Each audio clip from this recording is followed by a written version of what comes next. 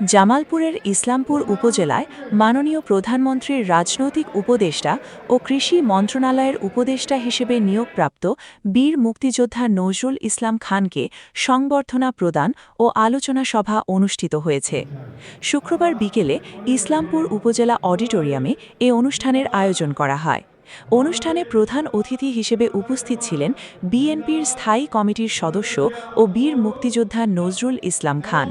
বিশেষ অতিথি হিসেবে উপস্থিত ছিলেন বেসামরিক বিমান পরিবহন ও পর্যটন প্রতিমন্ত্রী এম রশিদুজ্জামান মিল্লাত।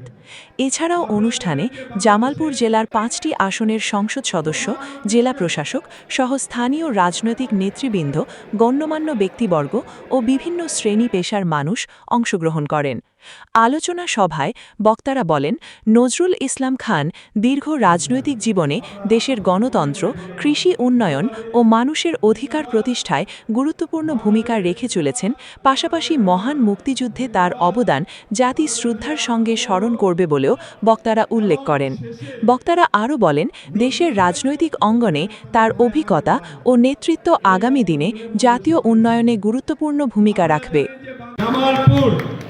সর্বকনিষ্ঠ জেলা, যে জেলাটি আমাদের শহীদ রাষ্ট্রপতি জিয়াউর রহমান তৈরি করেছেন, তার মান রক্ষার্থে আমরা সকল দলের নেতা কর্মী যারা রয়েছি, এবার মাননীয় প্রধানমন্ত্রীর নেতৃত্বে আমরা সকলেই আওয়ামী লীগের মতো ব্যবহার করব না।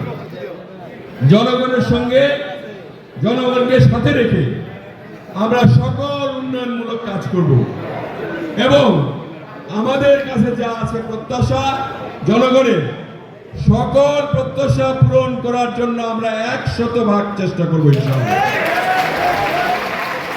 আমাদের নদী ভাঙ্গন রয়েছে, নদী ভাঙ্গন রোধ করার জন্য যা যা করা দরকার আমরা করব এবং সকল দাবি আজকে আমাদের মাননীয় প্রধান অতিথির কাছে রেখে, কারণ তিনি বলবেন এমন কাজ হবে না, আমার মনে হয় বাংলাদেশ সরকারে এমন কেউ নাই।